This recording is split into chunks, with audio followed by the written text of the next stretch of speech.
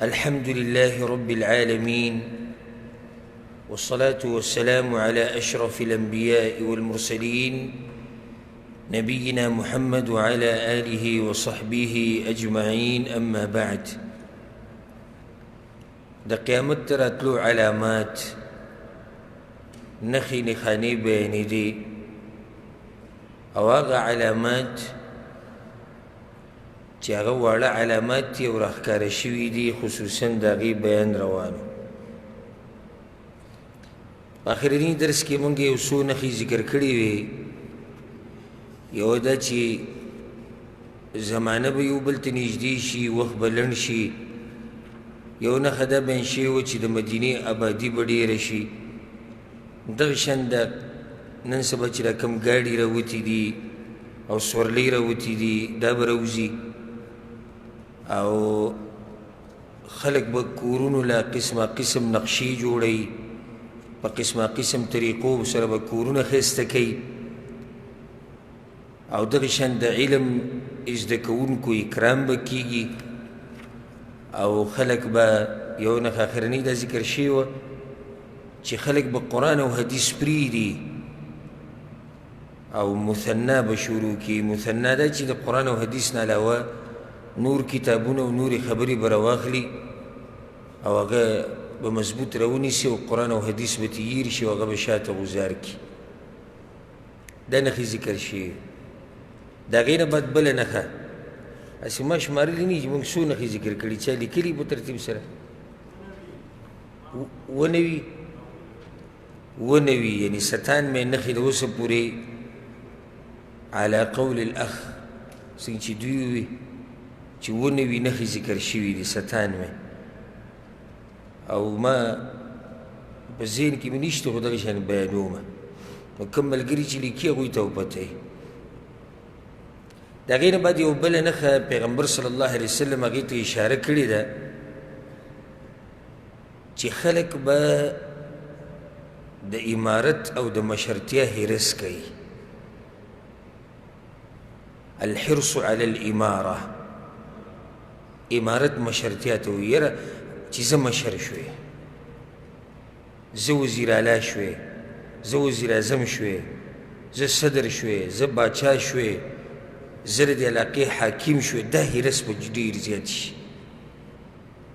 نو پیغمبر صلی الله علیه وسلم حدیث کې وایي، په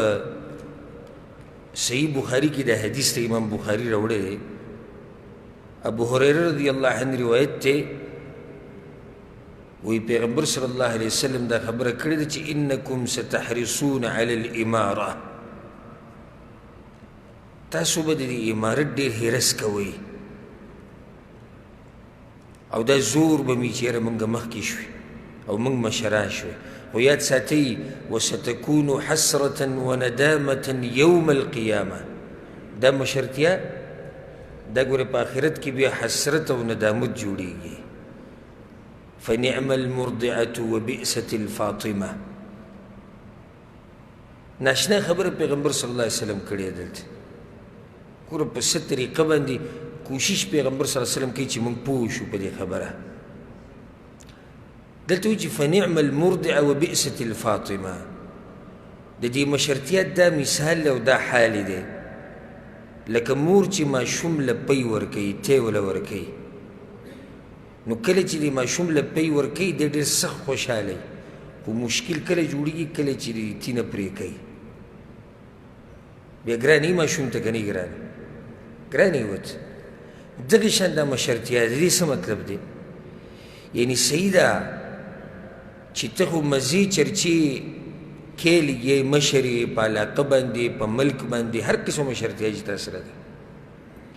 په مزو کې مال دی او شهرت دی او دبدبه ده او روب دی، خو چې کله مړ شو او دا مشرتیا د نه لاړه، نو هغه بیا ډېر سخت وخت دی، ځکه چې بیا به د هر څه تپوس کېږي. نو داسې مثال دی لکه ماشوم چې پی څکي او بیا هغه وخت کې ډېر خوشحاله دا ماشوم، ډېره مزه وله ورکوي، خو چې کله یې مور د دې تینه پرې کوي بیا به ډېره سخته وي.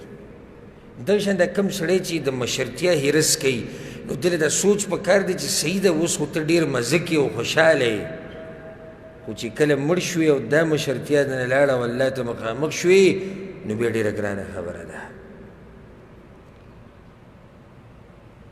او ځکه امام ابن حجر رحمه الله وی دا حدیث پیغمبر صلی الله علیه وسلم داسې حالات پکې بیان کړي دي چې هغه لا د هغه په وخت کې نه وو، یعنې دا د هغه په نبوت دلالت کوي. فوقع كما اخبر امام ابن حجر وی دا په فتح الباري کې وی څنګه چې پیغمبر ویلي داسې شوي دي. امام ابن حجر په خپل وخت کې وی څنګه چې ویلي داسې شوي دي نو بلکل هم دقه شان شوي دي. بلکې د دې باچایي د تخت لپاره څومره جنګونه شوي دي، څومره جنګونه شوي دي چې ما ته میلاو شي او ما ته میلاو شي. د ډېرو ملکونه امن او امان د دې خبرو د لاسه خراب شوی. یو چغې وایي ما مشر کوي، بل چغې وایي ما مشر کوي، زه به دا وکړم، زه به دغه وکړم، زه به داسې وکړم، زه به دغه وکړم. دا د قیامت هغه علامات دي، هغه نښه ده. د حدیث کې ورته اشاره شوې ده. حالانکې پیغمبر صلی الله علیه وسلم په ډېرو خبرو په ډېرو حدیثونو کې دې خبرې ته اشاره کړې ده چې مشرتیا په غاړه اخیستی ډېر خطرناک کار دی. لکه یو حدیث کې دا راځي د ابو امامه رضی الله عنه روایت دی. پیغمبر صلی الله علیه وسلم ما من رجل یلی امر عشرة فما فوق ذلك. دې ته غوږ کېږدي. کم سړی چې د لسو کسانو مشر شو، د لسو خو پرېږده چې په علاقه او په ملک او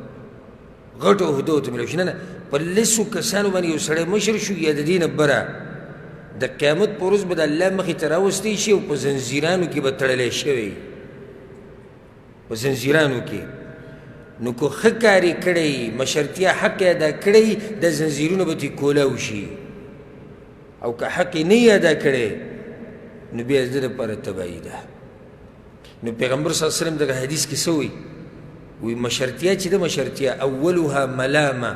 واوسطها ندامه واخرها خزي يوم القيامه. اولنی برخه ملامت ته خلک به دې ملامته کوي، یو به یو سوي بل به بل سوي. منځ دا دی چې ته به بیا په خپله پښیمانه یې چې یاره دا ولې.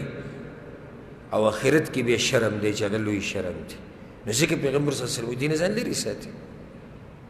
یو حدیث کې راځي امام طبراني راوړی دی، پیغمبر صلی الله علیه وسلم وی لئن شئتم انبأتکم عن الاماره. که تاسو وغواړئ زه به تاسو ته د امارت خبره وکړم، مشرتیا. هغه وی یا رسول الله څه خبره ده موږ ته یې وکړه؟ وی اولها ملامه وثانیها ندامه وثالثها عذاب یوم القیامه. په اوله کې ملامتیا ده، په دویمه مرحله یې ندامتونه دي، او په آخرت کې بیا عذابونه دي. خو یو سړی ترې بچ دی، د ټولو دپاره د عذابونه نه دي. په صحیح مسلم کې دا حدیث دی. ابو ذر غفاري رضی الله عنه روایت دی. وی ما پیغمبر صلی الله علیه وسلم ته وی، ابو ذر ورته وی ګوره یا رسول الله ما مشرکې نه په سزي باندې. پیغمبر صلی الله علیه وسلم به بعض صحابه کرام مشران کړو په یوه علاقه په بله، ما موی په سزي کې مشرک. وی فضرب بيده على منكبي. پیغمبر صلی الله علیه وسلم زما په دې اوږه دې لاس کېښود، ما ته وی یا ابا ذر انک ضعیف، ته کمزوری، وانها امانه، او دا خو لوی امانت دی مشرتیا. څه معمولي خبرې خو نه دي. ځکه چې ابو ذر غفاري یعنې کمزوری دی، نو موږ به څه د مشرتیا دپاره به چی وو. وانها یوم القیامة خزي وندامه. او په آخرت کې به شرم دی. الا من اخذها بحقها وادى الذي عليه فيها. خو د دې شرم نه، د دې ندامتونو نه، د دې حسرتونو نه، د دې ملامتیا نه هغه سړی بچ دی چې مشر شوی او د مشرتیا حق یې ادا کړی، د کشرانو حق یې ادا کړی، تپوس یې کړی د هرې مسلې، څنګه چې الله او د الله رسول ویلي دغه شانې کړي، دا سړی بیا بچ دی. نو ګورئ د دې سړي دپاره بیا فضیلت هم ډېر راغلی دی. کم سړی چې مشر شي، کم سړی چې مشر شو او د مشرتیا حق یې ادا کړو، نو هغه حدیث کې راځي که نه پیغمبر صلی الله علیه وسلم څه وایي؟ اووه کسان به د عرش په سوري کې ولاړي. یو یې پکې څه ذکر کړی؟ امام عادل، عدل کوونکی باچا. چې کله باچا عدل کوونکی و او د باچایي حق یې ادا کړو او د مشرتیا حق یې ادا کړو، الله وله د عرش په سوري کې ځای هم ورکړو. یو حدیث کې دا هم راځي چې داسې قسمه خلک به د قیامت په ورځ د نور په منبرونو باندې له پاسه راشي خو مسلمان هرس د دې نه کوي یعنی سلف صالحین نه ډېر واقعات داسې نقل دي چې هغوی به پټېدو د دې مشرتیا نه ښه څنګه به مشر شو نو بیا به هغه والي هغه خلیفه هغوی به راوغوښتو ته ته به پلاني علاقه باندې مشر یې دا زموږ حکم دی بس نو بیا به مشر شو نور به هغوی د دې نه یېرېدو سخت به یېرېدو چې دا ګټه ذمهواري ده بلکې بعضو ته پکې سزاګانې هم میلاو شوي دي په دې چې ته مشر شه هغوی نه زه نه مشر کېږم او ځکه حدیث کې دا راځي چې څوک یې غواړي پیغمبر صلی الله علیه وسلم موږ هغه له دا مشرتیا نه ورکوو چې څوک یې د اول نه هرس کوي موږ ورله نه ورکوو او دا کمې چې نه غواړي دا دې سړي کې کمال وي او دا کمې چې د اول نه لالچ کوي او هرس کوي د کیسې چلي او دا نن سبا دې حالاتو ته وګوره درز جوړي ما مشر کوي ما مشر کوي ما مشر کوي ما مشر کوي دا د قیامت هغه علامت دي حالانکې دا څه معمولي خبره خو نه ده څه شی چې زه مشر شم یعنې زه په ښکلي موټر کې ګرځم او ګاډی به یو کور به یو بنګلی به یو نوم به یو شهرت به یو دبدبه به یو بیا مړ شم قصه به ختمه شي د یوې یوې خبرې به سره الله حساب کوي د یوې یوې خبرې به الله تپوس کوي د مال د کشرانو د حقوقو د شریعت د هر څه به الله تپوس کوي نو ځکه د مشرتیا هرس دا نه دی پکار دا یو نښه شو د هغې نه بعد بله نښه پیغمبر صلی الله علیه وسلم حدیثونو کې ورته اشاره کړې ده نیکان خلک به ختم شي قیامت ته نږدې او د قیامت ته نږدې کېدو یو نښه دا ده چې نیکان خلک به څه شي هغه به ختم شي الله اکبر په صحیح بخاري کې دا حدیث دی مرداس الاسلمي رضی الله عنه وی پیغمبر صلی الله علیه وسلم دا خبره کړې وه یذهب الصالحون الاول فالاول نیکان خلک به ختم شي په یو بل پسې به رواني یو به لاړ شي بیا به بل لاړ شي بیا به بل لاړ شي الله ته نږدې خلک به ختمیږي کمیږي به وتبقى حثاله او ګن به پاتې شي اسې کچره به پاتې شي كحثالة الشعير أو التمر لکه د وربشو یا د غنمو نه چې کله یې صفا کړي او د هغې نه وروسته هغه ګن پاتې شي هغه اصلي شی ترې واخیستی شي او نور هسې بوس او ګن پاتې شي بې فایدې شی پاتې شي یا کجورو نه چې پاتې شي لا یبالیهم الله بالا داسې خلک به پاتې شي چې الله به یې د سره څه پروا نه کوي او دا خبره معمولی مه ګڼئ ګورئ چې الله د چا پروا نه کوي د دې سړي دنیا هم تباه شو آخرت هم تباه شو او چې الله یېر کړي نو څوک به دې یاد کړي او چې الله یاد کړي نو چا یېر کړی یې الله د یو سړي پروا نه کوي او پرېږدي او چې څه دی کوي په آخرت کې به ورسره به حساب کوي د دې ګډ سړي د دې سړي لپاره ګټه تباهي ده نو ذکر دی حدیث کې دا په صحیح بخاري کې دا حدیث دی چې قیامت د علاماتو علامه دا چې نیکان خلک به ختمیږي یو حدیث کې راځي ډېر ناشنا حدیث دی د رویفع الانصاري رضی الله عنه وی قرب لرسول الله صلی الله علیه وسلم التمر ورطب پیغمبر صلی الله علیه وسلم ناستو صحابه کرامو سره نو کجوري راوړې شوې څه تازه کجوري وې څه وچې وې نو هغوی وخوړې د کجوري د ملګرو وخوړې صرف بیا هغه اډوکي پاتې شو د کجورو هغه اډوکي چې هغه پاتې شو پالتو یا کمې داسې کجوري چې خرابې شوې وي هغه پاتې شو پیغمبر صلی الله علیه وسلم دغې ته اشاره وکړه دا څه چې پاتې شوي وي تدرونه ما هذا تاسو ته دا پته شته دا څه دي هغه وی الله ورسوله اعلم الله د الله رسول ته پته یا رسول الله موږ ستاسو به دې خبره ونه رسېدو وی تذهبون الخیر فالخیر تاسو به هم دقه شان ځئ نیکان او بیا به هغوی پسې نیکان حتی لا یبقى منکم الا مثل هذا او بیا به وروستني خلک داسې پاتې شي لکه څنګه چې دا هډوکي پاتې شو لکه څنګه چې تاسو دا کجوري ختمې کړې فایدهمند شی چې تاسو وخوړو اخره کې هډوکي پاتې شو او هغه کجوري پاتې شو چې هغه خرابې دي د چا ورته زړه نه کېږي دقه شان به د نیکان خلک ختم شي وروسته به داسې خلک پاتې شي چې هغوی به په دین کې ګډوډي د هغوی دینداري به کمزوري هغوی به په دین باندې نه پوهېږي د هغوی سره به علما نه وي د هغوی سره به علم نه وي په هغوی کې به جهالت ډېر وي داسې خلک به پاتې شي د حدیث امام طبراني راوړی خو د دې دا مطلب نه دی چې په یو پیر به الله نیکان خلک ختم کړي په دې کې ډېر صورتونه کېدی شي د حدیث دا مطلب دی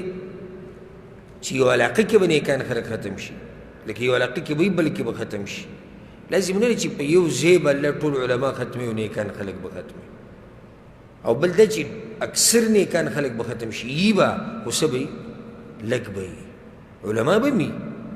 خو لږ به وي او اکثر به بېدینه خلک وي اکثر به جاهلان وي نو زموږ دې زمانې ته وګوره دا نښه ښکاره شوې اکثر علما دي که جاهلان دي جاهلان دي که د سلف صالحینو دور ته وګوره د هغوی په زمانه کې به جاهل معلومېدو چې دا جاهل دی پلانې علم ورسره نشتی پلانې بېدینه دی ولې ځکه چې هلته هغه دینداره ډېرو نو د بېدینه به پکې ښکارېدو علما ډېرو جاهل به پکې ښکارېدو په موږ کې جاهلان ډېر دي نو علما پکې ښکاري په موږ کې بېدینه ډېر دي نو دینداره پکې معلومېږي یاره پلانې دینداره دی پلانې ولې نوم واخیستو ځکه چې هغه په دې بېدینو کې دینداره دی پلانې په دین پوهه دی پلانې معلوم دی واضح دی ولې ځکه چې اکثر جاهلان دي او دغه پکې پوهه دی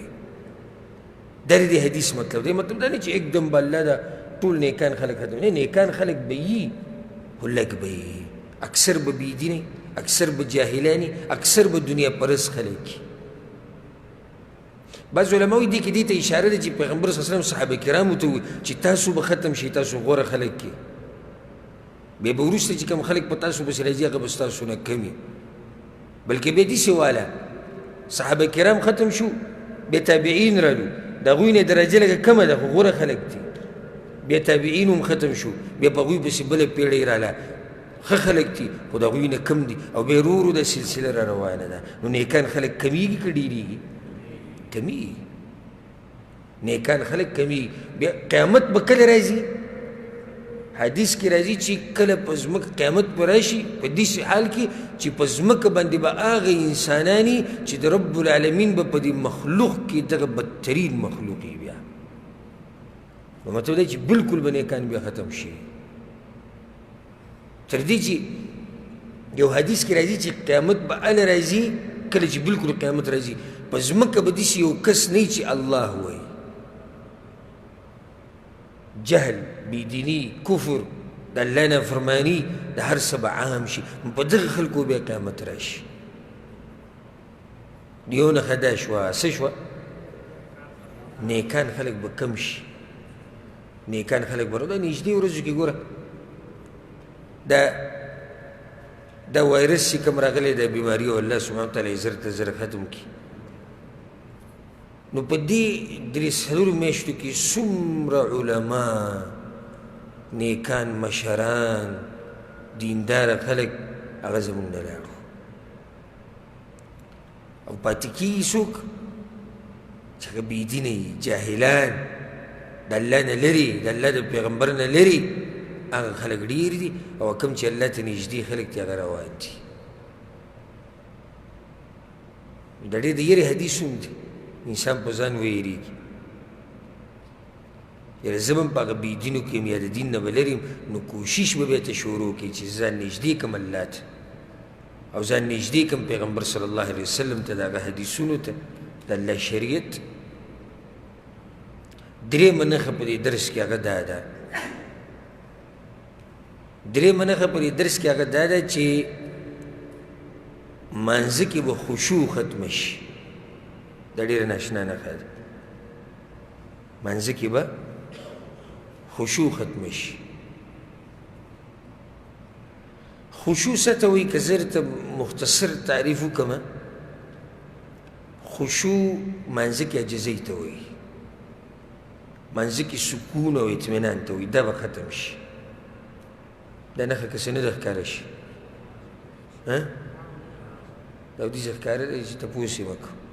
نو دلیل پرې واوره حیران به شي ابو الدرداء رضی الله عنه حدیث ته امام طبرانی راوړی پیغمبر صلی الله علیه وسلم وی اول شيء يرفع من هذه الامه الخشوع اولنی شی چې بری دی امتنا الله وچته هغه خشوع ده حتى لا ترى فيها خاشعا نو ته به دې سړی بیا ښکاره نشي چې باقي خشوع یو ناشنا روایت ته او اوږد روایت امام ترمذی رحمه الله راوړی دی ډېر خوندور روایت ته غوږ ورته کښېږده او زموږ د حالاتو ته ګوره ها جبیر رحمه الله وی ابو الدرداء رضی الله عنه چې صحابي دی وی د روایت بیان کړی دی وی چې كنا مع النبي صلى الله عليه وسلم من د پیغمبر صلی الله علیه وسلم سره یو مجلس کې ناسو فشخص ببصره الى السماء نو پیغمبر صلی الله علیه وسلم د سترګې اسمان ته اوچتې کړه اسمان ته یې کتو او دی وی هذا اوان يختلس العلم من الناس حتى لا يقدروا منه على شيء هغه وخت را روان دی چې د خلکو نه به د علم اوچت کړی شي د قرآن او حدیث به ترې اوچت کړی شي تر دې چې خلکو سره به هېڅ هم پاتې نه شي ښه دا نښه موږ ذکر کړې وه مخکې دا نښه موږ ذکر کړې چې علم به ختم شي او بیا نور علامات را روان دي انشاءالله چې د قرآن به اوچت کړی شي دې کې چې کوم لیکل دي دا به ختم شي د خلکو د سینو نه به ختم شي داسې وخت به هم راشي الغرض پیغمبر صلی الله علیه وسلم د حدیث کې وایي چې نږدې د هغه وخت چې علم به واخیستی شي د خلکو نه نو زیاد ابن لبید الانصاری رضی الله عنه وی کیف یختلس منا وقد قرأنا القرآن یا رسول الله علم به څنګه ختم شي زموږ نه موږ خو قرآن ویلی دی موږ یاد کړی دی خپلو بچو ته یې یادو خپلو ښځو ته یې یادو نو زموږ نه به څنګه علم ختم شي اشنا سوال یې وکړو لکه اوس موږ هم دا خبره کولی شو چې علم به څنګه ختم شي او موږ سره قرآن او حدیث شتي شتي که نه شتي شتي ډېرو ته پکې قرآنونه یاد دي ډېرو ته حدیثونه مې یاد دي پیغمبر صلی الله علیه وسلم ورته ویي مور د باندې بوره شوې ما وایي چې ته د مدینې په پوهه کسانو کې هذه التوراة والإنجيل دا توراة وإنجيل دي نه عند اليهود والنصارى د یهودو سره هم شته او نصارا سره شتي شتي که نه شتي هغه یو شتي ته چې وایې چې موږ سره خو قرآن شتي علم به څنګه ختم شي نو ولې د یهودو نصاراو سره تورات او انجیل نشتي څه شتي که نشتي ورسره شتي فماذا تغني عنهم نو څه فایده وله ورکړه ځه سره د تورات او انجیل هغوی جاهلان دي که نه دي دي نو دغه شان به قرآن او حدیث یي او علم به الله اوچت کړي ناشنا وضاحت ورته پیغمبر صلی الله علیه وسلم وکړو چې ګوره یهودو سره تورات ګوره شتي خو جاهلان دي هغه تورات باندې پوهېږي نه پوهېږي دغه شان مسلمانانو منځ کې قرآن به پروت وي خو په هغې باندې خو انچې دوړه پرته ده په هغې څوک پوهېږي په قرآن څوک پوهېږي هغه شتي قرآن دا جومات ته ډک دی بل ته ډک دی بل ته ډک دی جوماتونه ټول ډک دي په موبایلو کې شتي او پوهېږي پرې څوک حدیثونه مې شتي بخاري مسلم ترمذي نسائي ابن ماجه امام احمد بن حنبل مسند او نور مشهور کتابونه ډېر شی لویه ذخیره د حدیثونو پرته ده خو څوک پرې پوهه دی د شمار خلک پرې پوهه دي د شمار خلک په قرآن او حدیث پوهېږي اکثر خو جاهلان دي جبیر بیا دا خبره کوي دا کوم چې ابو الدرداء نه دا روایت نقل کوي هغه وایي فلقیت عباده بن الصامت زه وایي د عباده رضی الله عنه سره ملاو شوم دا بل صحابي دی وایي ما ورته وایي چې الا تسمع الى ما یقول اخوک ابو الدرداء ستا غرور ابو الدرداء خو بله خبره کوي هغوی کې دا کار و چې کله به د یو صحابي نه د تابعینو به د یو صحابي نه روایت واورېدو نو بیا په بل پسې لاړو چې په علم کې زیادت راشي سبا لکه به یې دا وایي چې ما روایت اورېدلی دی نو وایي به چې د پلاني صحابي نه پلاني نه پلاني نه پلاني سند بیا مضبوط سند دی اگر که د یو صحابي خبره هم کافي ده او په صحابه کرامو کې داسې دروغجن نشته چې د الله په دین دروغ جوړوي او د الله په پیغمبر هغوی به علم زیاتو نو ده اوس د ابودرداء نه خبره واورېده لاړ په عباده پسې وایي ستا غرور ابودرداء خو دا خبره کوي هغه وایي څه وایي فاخبرته بالذي قال ما ورته هغه خبر وکړه کومې چې هغه وایي چې صدق ابودرداء رښتیا ویلي پیغمبر صلی الله علیه وسلم دقې شان ویلي چې علم به الله اوچت کړي ما دا خبر ته اوس ته بیانوم د دې دپاره د اوږد حدیث وي ان شئت لأحدثنك بأول علم يرفع من الناس. ابو الدرداء خو تا ته عامه خبره کړې چې پیغمبر وایي چې اولنی علم به اوچت کړی شي. زه درته هغه شی هم ښیم، هغه علم چې اول به الله اوچتوي. او ته متو که دغه ناشنا خبره ده الخشوع په منځه کې عجزي، په منځه کې خشوع به دا به د دې امت نه الله اخلي، د هر علم نه مخکې دا به ختمېږي. یو ته ډېره ناشنا خبره وکړه وی یوشکو ان تدخل مسجد جماعه. وی جبیره دا واوره داسې وخت به راشي چې ته به یو جومات ته ورننوځي چې خلک پکې د جمعې مونځ کوي، ښه ګڼه به پکې، ښه د جمعې مونځونه به پکې کېږي، غټه جمع به وینې د خلکو، رش به وي، ښه ګڼه به وي. فلا ترى فيه رجلا خاشعا، خو په دې ټولو خلکو کې به داسې کس ویننې چې هغه په ارام مونځ کوي. داسې وخت به راشي. دا نښه بلکل واضحه ده. د منځه نه خشوع ختمېده. خشوع ما تاسو ته وایي که نه عجزي، الخضوع والانکسار بین یدی الله العظیم،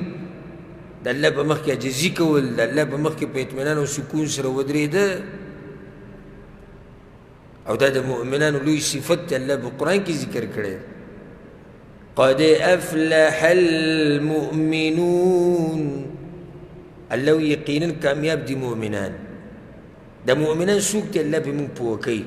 اولنې صفت ګوره، اولنې الذين هم في صلاتهم خاشعون. مؤمنان هغه دي چې په منځه کې عجزي ده، په منځه کې خشوعي، په منځه کې اطمیناني، په منځه کې سکوني. د ټولو د منځونو ګوره یو شان نه دي. دا اوس تاسو ماسوته منځ نه رالي، ستاسو څه خیال دی چې ټول یو شان مونځ وکړو؟ ټول یو شان اجر دی؟ نه. زه درته یو ناشنا حدیث بیانوم، امام احمد امام ابو داود راوړی، غوږ ورته کښېږدی، اکثر ملګري به اول پرې راوړي. ان الرجل لینصرف، یو سړی د منځه نه راواپس شي، پیغمبر صلی الله علیه وسلم وایي وما کتب له عشر صلاته. دی د منځه نه راشي او د منزل لسمه حصه ورته میلاو نه شي. لسمه حصه چې یو سړی ځان سره رانه وړي نو دې سره وړو. توسعها، بعضو ته پکې نهمه میلاو نه شي. ثمنها، اتمه ورته میلاو نه شي. سبوعها، اومه، سدسها، شپږمه، خمسها،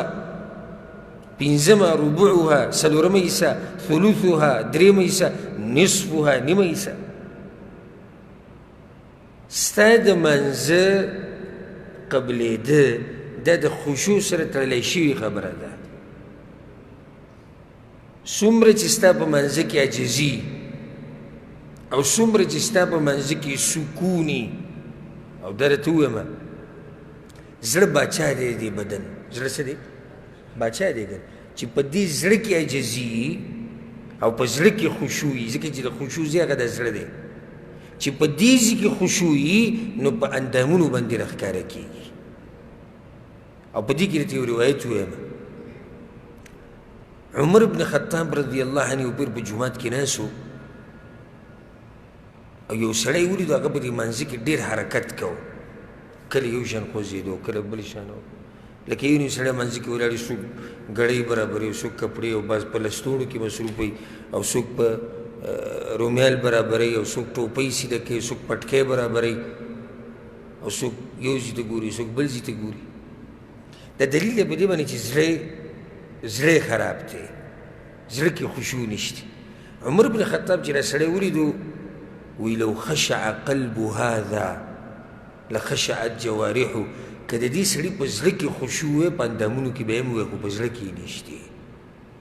کوم سړی چې منځه کې ډېر حرکت کوي که نه، نو د ده په زړه کې خشوع نشته. خشوع او خشوع معنی څه دپاره وایي کې؟ یعنې غلی کېدو ته وایي، چې ته الله ته په سکون سره غلی ولاړې، په اطمینان سره ښکلی اوږد لمونځ وکړې، دې ته وایي خشوع. امام ابن القیم رحمه الله اوږدې خبرې کړي دي، ډېرې ناشنا خبرې. هغه یو کتاب دی الوابل الصیب، مشهور کتاب دی. زه درته خلاصه دغه خبرو بیانوم. امام ابن القیم دا وایي وی بنده چې کله په منځه باندې ودرېږي الله ته نو شیطان په غیرت کې راشي شیطان په څه کې راشي غیرت کې ځکه چې شیطان خو دا نه غواړي چې ستا د الله سره رابطه وي که نه غواړي نه غواړي نو بیا دا شیطان هر قسمه کوشش کوي چې په تا باندې دا لمونځ خراب کړي هر قسمه کوشش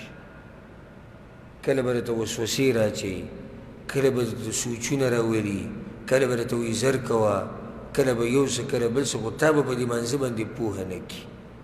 دا د شیطان غټ کوشش دی ځکه چې ستا اوس د الله سره مونځ خو د الله سره جرګه ده که نه نو ستا د خپل رب سره جرګه روانه ده نو ولې شیطان په دې جرګه باندې خوشحاله دی شیطان خو په دې نه دی خوشحاله خو ته به د شیطان سره مقابله کړي ته به د هغه د وسوسو سره مقابله کړي ته به شیطان ذلیله کړې ته به شیطان شرمنده کړې چې هغه به د خپل هدف کې کامیاب نه شي دا مونځ دا ګوره الله ته اوچت کړی شي چې کله په داسې طریقې سره وشي چې دې کې خشوع او کله چې مونځ په تادۍ سره وشي یو روایت کې راځي چې دا مونځ ونغښتی شي او د دې مونځ کوونکي دې مخ له بیا راواچوي ملایکې هغه دې مخ له راواچوي او دا مونځ ورته خیرې کوي وایي الله دې داسې ذلیله کړه لکه څنګه چې دې زه ذلیله کړم نو چې یو سړي ته مونځ خیرې کوي ځکه یو روایت کې دا راځي د عبدالله بن عمر رضی الله عنهما روایت وی کله چې یو مسلمان اودس وکړي او په ښه طریقې سره یې وکړي او بیا منځه ته ودرېږي په خپل لمونځ باندې په خپل وخت باندې لمونځ وکړي په وخت کې کمې زیاتۍ نه کوي رکوع برابري سجدې برابري ښکلی ښایسته لمونځ وکړي الا رفعت له الى الله عز وجل د لمونځ اوچت کړی شي او د الله خوا له ملایکو یوسي په څه حال کې بیضا مسفره د لمونځ تک سپینې پړقېږي پړقېږي چې د هغې د لاسه د هر څه رڼا وي هر څه رڼا وي ها او کوم سړی چې مانځه ته ودرېدو په دغه حدیث کې راځي او داسې په ښه طریقه ونه کړو مونځ په خپل ټیم نه دی کله مخکې او کله وروستو او بیا په رکوع کې غلا وکړه په سجده کې غلا وکړه ډزه ډزه ډزه ډزه شو ټونګې ولګولې لکه زموږ د پښتنو مونځ خفه کېږي به نه حقیقت به وایو لکه زموږ د پښتنو مونځ پوه به نه شي چې دی د رکوع نه بعد ودرېدلی دی او که نه نو دا اوس دی په رکوع دی داسې نو داسې به شي بیا به سجدې له داسې به د رکوع دا بیا سجدې له دا ټولې دي دا خو ګپ نه دی دا ته الله سره جرګه کوې دا ته الله ته ولاړې یو سپینګیری مشر به وینې ورب الکعبه سړي له شرم او حیا ورشي چې په دې ځمکه ننوتې زه د شپېتو کالو سړي د منځه تلل نه ورځي او دا له پرېږده چې مولوي صاحب هم ته دغه شان وینې چې مولوي صاحب هم رکوع پوره نه وي سجدې پوره نه وي چا له موقع نه ورکوي نو شاته د مقتدیانو به څه حال وي دا سړی د حدیث کې راځي دی چې غلا وکړه د رکوع نه او د سجدې نه او د قومین او د هر څه نه غل دی دا د منځه غل دی او حدیث کې ورته پیغمبر صلی الله علیه وسلم د منځه غل ویلی رفعت عنه د لمونځ د ده نه اوچت کړی شي څنګه سودا مظلمه تک توري دا لمونځ د ده نو منځونه خو د بل هغه مونځ چېرته لاړ بره لاړ که الله پسې دا مونځ چې کله بره وړو ملایکو نو دا مونځ بره نه تو وایي د ده د سر د دې ویښتو نه هم بره نه ځي د دې ځینه هم بره نه خیچي نه ځي بره او دا مونځ وایي ضیعک الله کما ضیعتني الله دې داسې ضایع کړه لکه څنګه چې دې زه ضایع کړم ولې ځکه چې دې مونځ ځای خو بره وکنه او بره لانړ دا مونځ نو چې بره لانړ نو مونځ خفه شو ده ته غصه کېدی خیرې ورته وکړې وی الله دې په شرمونو وشرموي دا سړی به څه کامیاب شي او بیا دا مونځ به قبول څه شي دی واپس راوځي ګړز مخ له سپېړې راواچوي او دوا پکې له وغواړي بدعي دعا او بیا چې څنګه بهر راوځي پنسې به زر کته کي زموږ د خلکو د پنسې اوچتول هم د منځه سره خاص کړي چې په منځه ودرېږي هر سړی به بډو کې لاسونه وایي دا دلته یو صرف پیسې په ګټو ساتل حرام دي که او بیا به نسوارو پوڼې په دروازې کې راوالي غټه توره والي د مونځ یې کړی مونځ ته خیرې کوي ته لا خوشحاله به مونځ کړی نه نه الحمدلله وي ته ورته یې لکه کمزوری په دیندارۍ کې نه دغه پلاني نه ښه لکه موږ کې مشکل دا دی چې په دین کې چاته ګورو د ځان نه کم ته او په دنیا کې چاته ګورو ځان نه بره ته چې ته یو سړي ته ووایې نه نه ښایي 3,000 تنخوا لوی شی 2,000 تنخوا ماشاءالله لوی شی خوراک دې ته میلاوي نه نه هغه پلاني ته 15,000 میلاویږي موږ شي پلاني ته 15,000 دا ګاډی دې برابر دی لکه ګزاره کوي نه د هغه سلینډ کروزر دی ښه په دین کې کمزور دی لکه په دیندارۍ کې نه د هغه بل نه ښه یم هغه د ورځې 2 منځونه کوي زه 3 کوم حالانکې پکار دا ده چې موږ په دین کې چاته وګورو د ځان نه اوچت ته او په دنیا کې د ځان نه کم ته چې تا ته یو سړی وایي چې پلانیه دیندار یې وایم مړه دینداري به زموږ څه دینداري پلاني ته وګوره د جومات نه خوځیم نه پلاني ته وګوره قرآن یاد کړی ده پلاني ته وګوره علم ورسره دی ځواني خو دیسي علم دیسي ژوند دیسي دا زموږ داسې ژوند دی مړه او چې ورته ووایې دنیا دی لکه کمزوری پلاني وګوره ځان له کور جوړ کړو پلاني بنګله ودروله یاره شکر دی الحمدلله هغه پلاني ته وګوره په فوټپات اوسېږي اوس هم ډېر خیر به حدیث کې دا راغلي هم دي چې ته ګوره چا ته د ځان نه کته ته ګوره په دنیا کې نو د الله د نعمتونو به شکر ادا کړي او په دین کې د ځان نه بره کس ته ګوره نو د دیندارۍ کوشش به وکړي موږ په دین کې کته ته ګورو او په دنیا کې بره ته ګورو قسم الټه کړې که زما دا خبرې غلطي وي دا ناشنا خبرې دي او که د چا زړه کولاوي او د زړه په غوږونو واوري نو اثر به پرې وکړي خبره ما دا کوله چې یو سړي ته مونځ خیرې کړي دا مونځ به قبول څنګه شي مونځ ورته خیرې کړي امام ابن القیم رحمه الله هم په دغه کتاب کې د خلکو اقسام ذکر کړي دي وایي مونځ چې کوم خلک کوي دا په 5 قسمه دي د ډېره ناشنا فایده امام ابن القیم ذکر کړي امام ابن القیم دی او خبرې هم همیشه قیمتي دي هغه وایي مونځ چې کوم خلک کوي دا 5 قسمه دي یو د ځان سره ظلم کوونکی اولنی کس څوک دی ځان سره ظلم کوونکی دا څوک دی ځان سره چې ظلم کوي دی هغه دی چې اودس په ښه طریقې سره نه کوي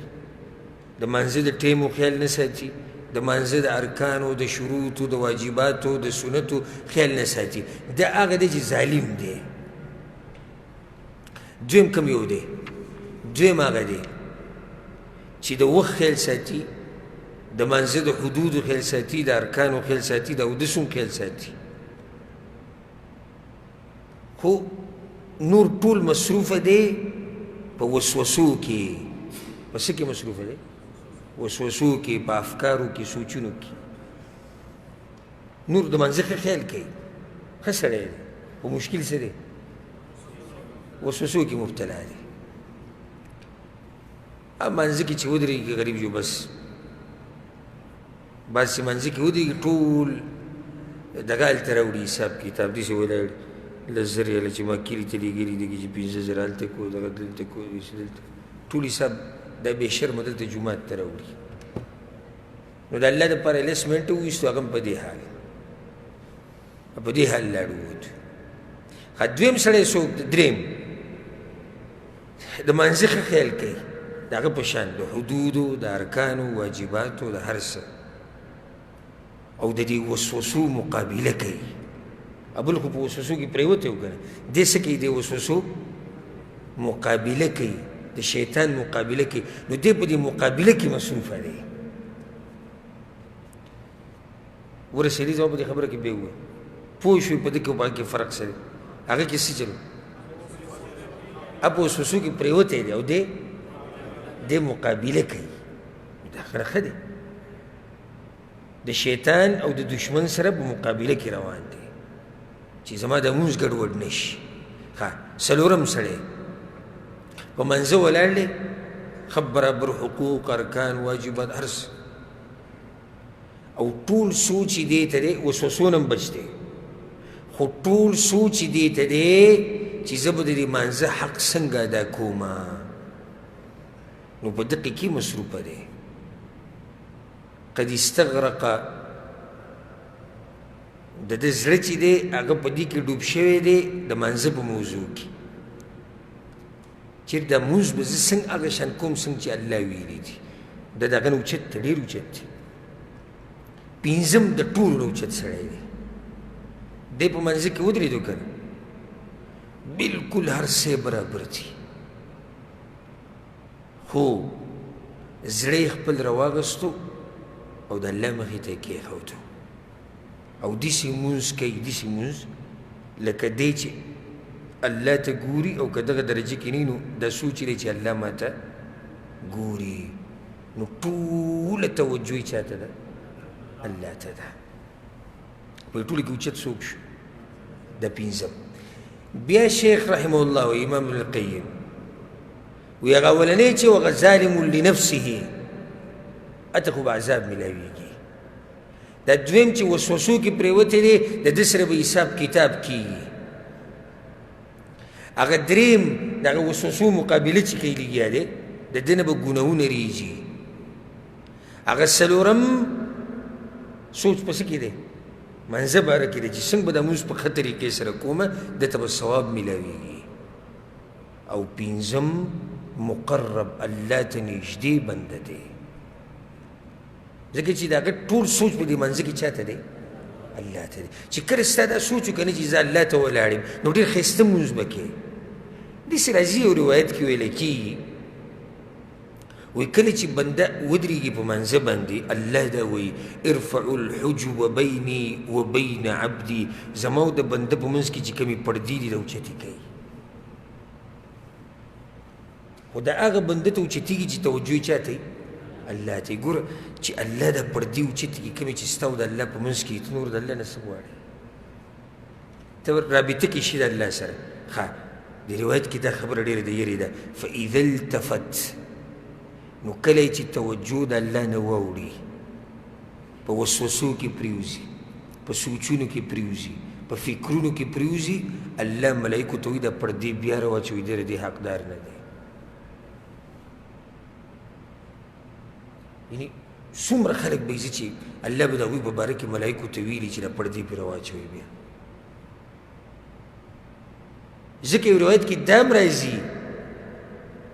وی الله وی ملائکو ته چې ما پسې بدن راوړی دی زړه یې نه دی راوړی ما پسې څه راوړی دی بدن یې راوړی دی تا صرف دا غټ بدن دې راغستی دی الله ته دې وویل زړه دې څه شو زړه دې پرېښودی دی په بازار کې او زړه دې پرېښودی دی په کور کې زړه دې پرېښودی دی په دوکان کې زړه دې پرېښودی په تجارت کې زړه دې پرېښودی دی ښځې سره زړه دې پرېښودی دی بچو سره او ته راغلی هلته ولاړې ټول سوچونه دې هلته دي نو دا یو نښه شوه او دا موضوع زموږ نه د مانځه کې خشوع دا موږ د مانځه په مسایلو کې بیان کړی خو هسې ورته موږ بعضو مسلو ته اشارې وکړې نو مونځ په ښایسته طریقې سره کوئ ګوره تاسو ته حدیث معلوم دی موږ مشکات کې او نورو کتابونو کې واضح د هغې شرح هم کړې ده کس راغی پیغمبر صلی الله علیه وسلم جومات کې ناست و مونځ یې وکړو او واضح الفاظ یو حدیث کې راځي چې سجده او رکوع برابر ونه کړه پوره نو چې راغی په پیغمبر صلی الله علیه وسلم سلام واچو هغو ته څه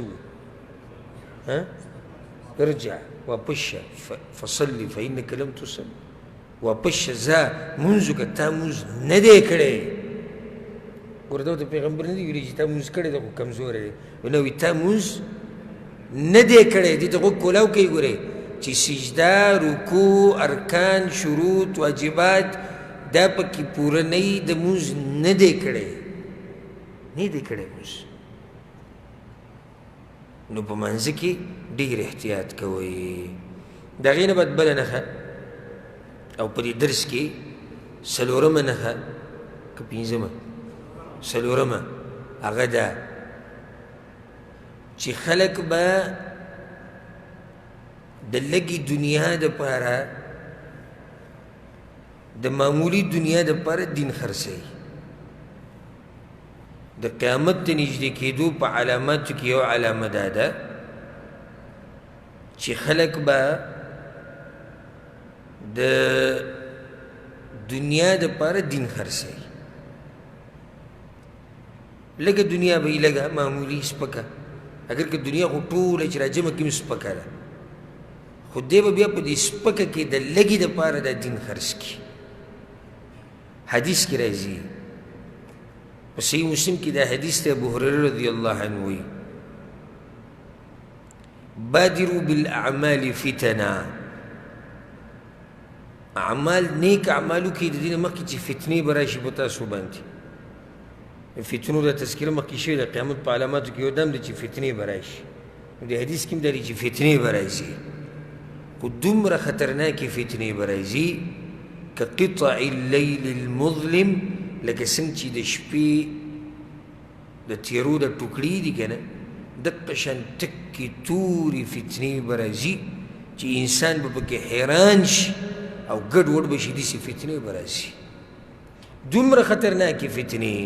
پیغمبر صلی الله علیه وسلم سوی ته غوږ کېږدئ او په الله پورې پناه نیسئ د داسې حالاتو نه.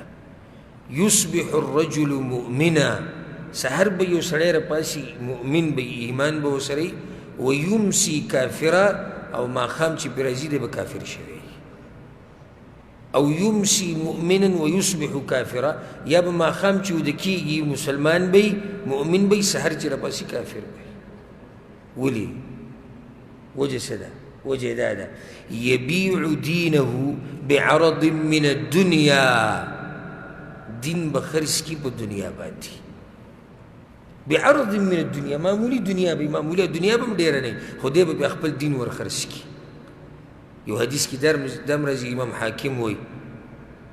همدغه شان حدیث دی چې فتنې به راشي او سحر به سړی مسلماني، شپې به کافري، شپې به مسلماني، سحر به کافري.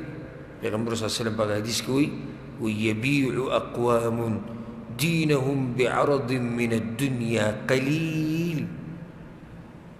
دا خلق بولي دي سي دومره خطرناک حالات به په دوی باندې څنګه راځي، څنګه به دا حالات راځي. پیغمبر صلی الله علیه وسلم وایي د لږې دنیا دپاره به دین خرڅوي خرڅوي خرڅوي خرڅوي تر دې چې د دین نه به لاس وینځي. دا زموږ زمانه کې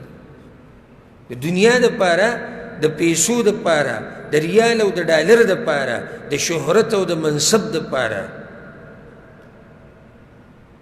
د دې دپاره ډېر به درته داسې میلاو شي چې تا سره به دا بیه په دې وکړي چې ته ماله دغه راکه او زه به دا دین ختم کړمه. داسې پکې ډېر دي، ډېر به درته میلاو شي، ډېر. خو چې ما ته ډالر میلاو شوی، ما ته ریال میلاو شوی، ما ته پیسې، ما ته شهرت میلاو شوی، ما ته ښایسته ښځه میلاو شوی، زه مشهور شوی، خیر دی، الله ناراضه کېږي، وایي ناراضه دي شي والعیاذ بالله. که دین زما د لاس نه ځي لاړ دي شي تر دې چې دې ته م راضي شي، که کافر کېږي کافر به شي، دین به خرڅ کړي. اوس کمپنۍ ته ورغلي او تا ته وایي چې موږ سره به کار کوې، ډېره ټیټ تنخواه ده، 15,000 ریاله تنخواه ده، اور څه به درته درکوو، خو ږیره به خرې. یبیع دینه بعرض من الدنیا، او ږیره به لرګو، ږیره مجبوري ده، څه ده؟ مجبوري ده، خېټه م ساتل غواړي. ام مالک ورته وایي مونځ اودس به نه کوې، ګورې ته که کار کې مونځونه کې او ذکرونه کې او دسونه کې، نو بیا موږ سره نه یې. دی وایي نه مونځ به پرېږدم، خو دا کار ماله راکړه. مونځ څه خبره ده؟ مونځ خو بیا هم کېږي که نه، ولې مونځ تښتي شه، رزق تښتي که نه، ریال تښتي. دې ته وایي دین خرڅول د دنیا دپاره. ورو ورو دا سړی یو یو عامل خرڅوي، او ورو ورو دا خپل دین خرڅوي، یو ورځې مکمل خرڅ کړي. او واقعه ما تاسو ته بیان کړې وه، دغه مؤذن د پخواني وخت کې امام ابن القیم خپل کتابونو کې دې واقعې ته اشاره کړې وه. داسې ډېرې واقعې دي. یو سړی په عراق کې و، مؤذن او بانګ به وي. پخوا چې به بانګ وي نو په جومات له پاسه به یې بانګ وي، اذان به یې کوو، سپیکر یې خو نه وي کړی. نو هغه په دې مانځه کې په یو کور باندې نظر پرېوتی، په هغې کې یو ښایسته جنۍ وه او ټوله جاښه د نظر نه جوړېږي، د سترګو نه. جنۍ خوښه شوې څنګه چې اذان ختم کړی کور ته ورغلی چې دا جنۍ وغواړي هغه ورته دا جنۍ ته غواړي خو ته مسلمان یې ته خو اذانونه کوې دلته او موږ چې دی نو موږ نصارا یو موږ کافران یو ستاسو په اصطلاح سره زموږ او ستاسو مذهب جدا دي زموږ او ستاسو دین جدا دي نو هغوی څه وکړم وایي که دا جنۍ غواړي دین به پرېږدي ورځ وټاکلی شو چې پلاني ورځ باندې راشي جنۍ به درله درکړو چې څنګه دی ورغې او د اعلان وکړو د ټولو په مخ کې چې زه کفر کوم په الله باندې د الله په رسول صلی الله علیه وسلم باندې او زه د دین پرېږدم هغو له جنۍ ورکړو چې د کور د چوکاټ نه بهر خپه کېښود هلته مردار شو مړ شو یبیع دینه بعرض من الدنیا یو سړی به خپل دین خرڅ کړي د معمولي دنیا لپاره د اوس د جنۍ دپاره خپل دین خرڅ کړو داسې فتنې را روانې دي او پیغمبر صلی الله علیه وسلم را به شي نو زموږ په دې زمانه کې ډېر داسې خلک شته چې هغوی ورب الکعبه دا دین دله په معمولي خبرو خرڅوي ولې په معمولي خبرو خرڅوي داسې بېدینه ته ورته ووایه شرط ورسره ولګوه وایي زه دله 50 ریاله درکومه خو مونځ اودس له به نه ځي دا نه ځي خو دغه 50 ریاله درنه عالي دا به څه ایماني د دې اخرنی انجام خو همدغه یې که نه چې ختم به شي والعیاذ بالله د فیسبوک د لاسه ایمانونه ډېرو تباه کړي دي د واټساپ د لاسه د ټویټر د لاسه د یوټیوب د لاسه دینونه خرڅ کړي دي نو ته نور به څه تمه ساتي د هغه سړي نه چې یو سړي ته فیسبوک باندې جنکۍ میسیج کوي او دی په دغه ځای کې خپل دین نشي راټینګولی او هغه دین خرڅ کړي د الله هغه خبره پرېږدي د پیغمبر هغه پرېږدي د دغه پردۍ جنۍ سره ګپ شپ لګوي د هغوی تصویران ګوري د هغوی سره ګپ شپ لګوي په واټسپ باندې پردو جنکو سره رابطې کوي حرام تصویران ګوري حرامي ویډیوګانې ګوري د انډیا فلمونه ګوري د انګریزانو فلمونه ګوري الله ته یېر دی پیغمبر یېر دی قرآن یېر دی حدیث یېر دی نو ته به نور سوی دې ته وایي که نه دین خرڅول رور یې خرڅوي که نه رو دین خرڅېږي رو دین خرڅېږي زه خیر الله خبر لکه الله ته ته ګوري ای بې شرمه الله ته ګوري ای بې حیا الله ته ګوري دین چې شو ته مسلمان یې تا ته خو شریعت حدود خو ولیدي تا ته خو شریعت ویلي دي چې تا سره چې قیمتي څه دي هغه دا دین دی ته نه خپل دین خرڅوې ته حیا خرڅوې ته د الله رضا خرڅوې ته د پیغمبر حدیثونه خرڅوې ته د قرآن آیتونه خرڅوې صرف د دنیا د یو معمولي لذت دپاره معمولي خوند دپاره د هر څه ته خرڅوې نو داسې وخت به په خلکو باندې راشي پیغمبر صلی الله علیه وسلم چې دین به خرڅ کړي د معمولي دنیا دپاره بعرض من الدنیا او ما خو درته هغه یو حدیث ووایي که نه هغه الفاظ یې څه دي یبیع اقوام دینهم بعرض من الدنیا قلیل معمولي دنیا باندې به دا بېدینه خپل دین خرڅ کړي ولاړ به شي تباه به شي خسر الدنیا والآخره دنیا او آخرت به څه شي هغه تباه شي ذلك هو الخسران المبين کعب رضی الله عنه او واقع خو تاسو ته معلومه ده د تبوک دغه ځای نه پاتې شوی و که او په هغه ورځو کې ورته د کافرانو باچایانو چې کله پیغمبر صلی الله علیه وسلم اعلان وکړو چې د دې سره بایکاټ وکړي د سره به څوک سلام دوا نه کوي نو په هغه ورځو کې ورته د روم د طرف نه او د نورو طرفونو نه خطونه رالو وایي موږ خبر شوي چې ملګري پرېښودی راځه زموږ خواله هغه خطونه وشو ورته یې ور واچول دین دی پیغمبر کوي زمانه خپه دی خو پیغمبر دی ملګري زمانه خپه دي خو غلطي زما ده زه دین نشم پرېښودی زه نه پیغمبر پرېږدم نه ملګري پرېږدم او نه دا مدینه پرېږدم دې ته وایي ایمان په دومره سختو حالاتو کې او موږ باندې خو سخت حالات راغلي هم دي خو که معمولي راته چا پیشکش وکړو والعیاذ بالله الله دې زموږ د ایمانونو حفاظت وکړي نو بعض هغه دي که معمولي پیشکش دې ورته وکړو معمولي او د دین ته پکې نقصان رسېدو نو د دین هغه نقصان ته غاړه ږدي خو د دنیا نقصان ته غاړه نشي ښودی سحر مونځ مثال کې به 5 بجې دی او دې کار لمزي به 5 بجې نو دا بېدینه به کوم کار مخکې کوي څه به مخکې کوي د سوچ خبره ده خو دغه مخکې کار له به ځي که یبیعو دینه بیا به ګورو منځ سره مخکې کار دی دغه شان ډېر مثالونه ما تاسو یو څو مخکې م ذکر کړو نور هم ډېر داسې دي نو الله دې د داسې حالاتونه موږ لرې ساتي یو بله نښه او دا به اخرنی ذکر کو فتنې به دومره ډېرې شي چې غوره انسان به هغه یي نیک سړی به هغه یي چې د دین د حفاظت دپاره د خلکو نه وتښتي فتنې به دومره ډېرې شي یعنې د دین حفاظت به نه کېږي مګر کله چې یو سړی د دې خلکو نه وتښتي او لرې لاړ شي یو حدیث کې دا راځي ابو سعید الخدري رضی الله عنه راوړی پیغمبر صلی الله علیه وسلم وایي ویوشک ان یکون خیر مال المسلم غنم داسې وخت به راشي چې د یو مسلمان سره غوره مال به بیزې ګړي غوره مال به څه بیزې ګړي به یتبع بها شعف الجبال او دا بیزې ګړي به دې ځان سره بوځي او د غره په څوکه کې به اوسېږي و مواقع القطر او په کوم ځای کې چې باران ورېږي هلته به ګرځي بس باران دپاره ولې ګرځي چې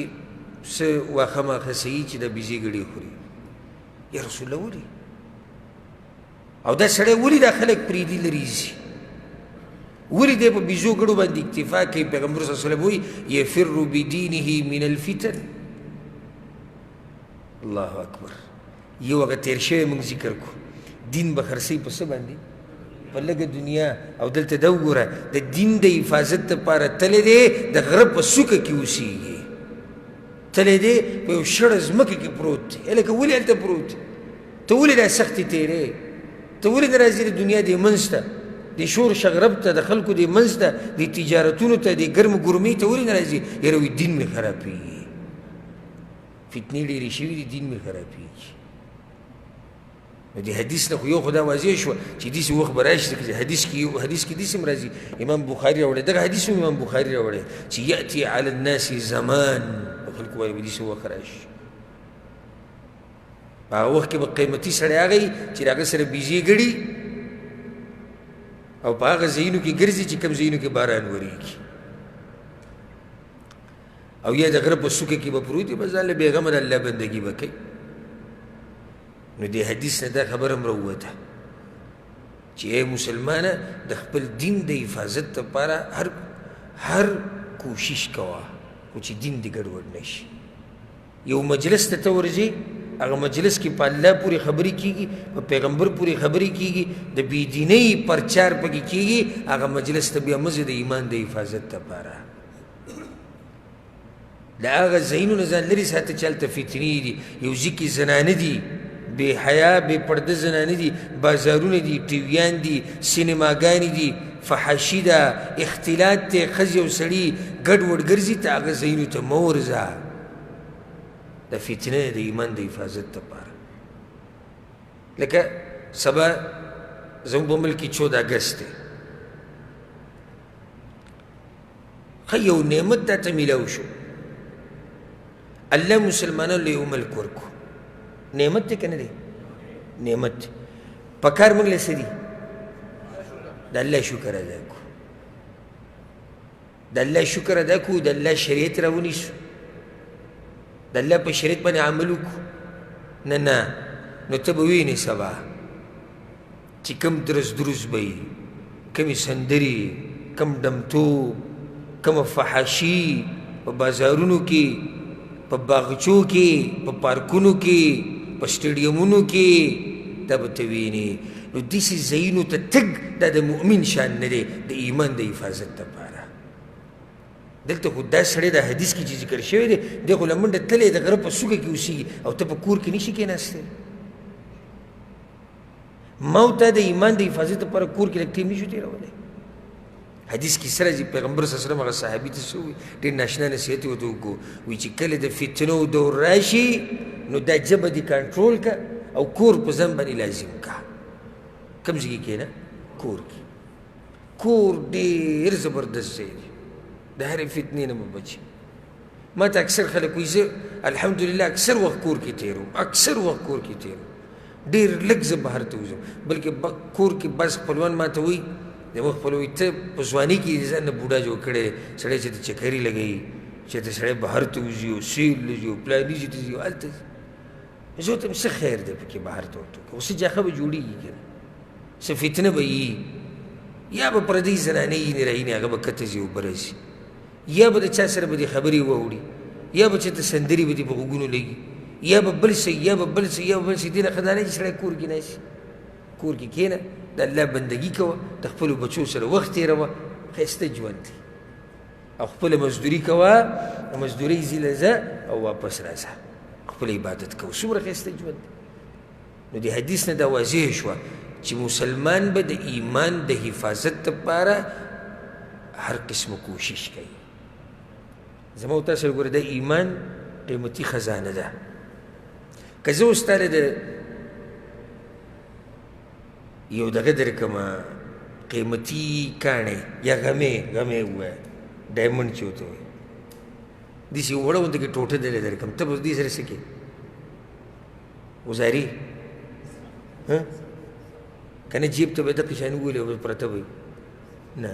که نه کور ته ځې وړولی ورکوې چې لوبې به کوي ځان له ور به یې که وړولی نه دا به ته په چړله کې بنده کې روزانه به دې صفا کوې چې چمک یې خراب نه شي دا خو جي د لکاو شی ما سره جیب کې پروت او په مخه به ورته ګورې او خاندې به او خوشحاله به یې ځکه تا ته پته وي دا شی قیمتي دی نو زما او تا سره ایمان دی ایمان څومره قیمتي دی دا ایمان قبر ته رسول غواړي ګورې دا ته ووایم ګورې